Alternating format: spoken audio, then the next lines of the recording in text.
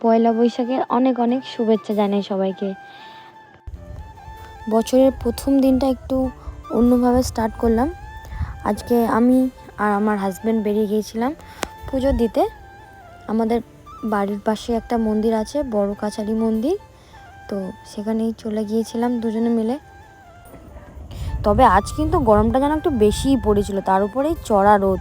আর এই যে মন্দিরের পাশে মেলা, এখানে মেলা হচ্ছে, মন্দিরের পাশে রাত্রে করে মেলা হবে, সন্ধ্যেবেলা মেলাতে আসা হবে। তো আমরা এখন অনেকটাই কাছাকাছি চলে এসেছি। এই যে বড় কাছারি মন্দির, এখানে বাবা মহাদেবও আছে, দুজনেই আছে। এই যে হচ্ছে নন্দী মহারাজ, দুপাশে দুটো নন্দী মহারাজ রয়েছে। নন্দী মহারাজগুলোকে দেখে আমি জাস্ট না আদর করে পারলাম না, আমি একটুখানি গায়ে হাত দিয়ে দিলাম, একটুখানি গাল ধরলাম।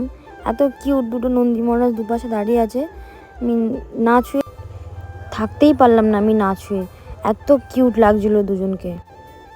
আমরা এসে পৌঁছতে এই যে আমার বান্ধবীও চলে এসছে, এই সবে এসে গাড়ি রাখছে। ততক্ষণে আমি এদিকে ধূপকাঠি, মোমবাতি যেগুলো লাগে আর কি পুজোর জন্য, সবগুলো কিনে নিচ্ছি। এই যে আরেকজন চলে এসছে ক্যাডবেরি মারতে ঠাকুরের জন্য মিষ্টি নিয়ে চলে আসে, আর ও এখন এখানে সে মোমবাতি ধূপকাঠি এগুলো কিনবে। আর এদিকে বান্ধবী এসে পোজ দিয়ে ছবি তুলুন, এটা কি হতে পারে?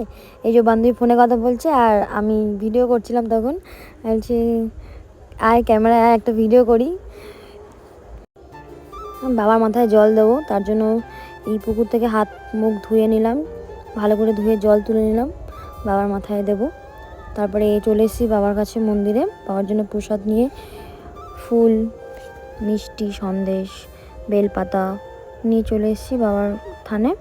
এবার একজন একজন করে আমরা প্রথমে নন্দী মহারাজ, তারপরে বাবা মহাদেবের মাথায় জল ঢেলে নিলাম।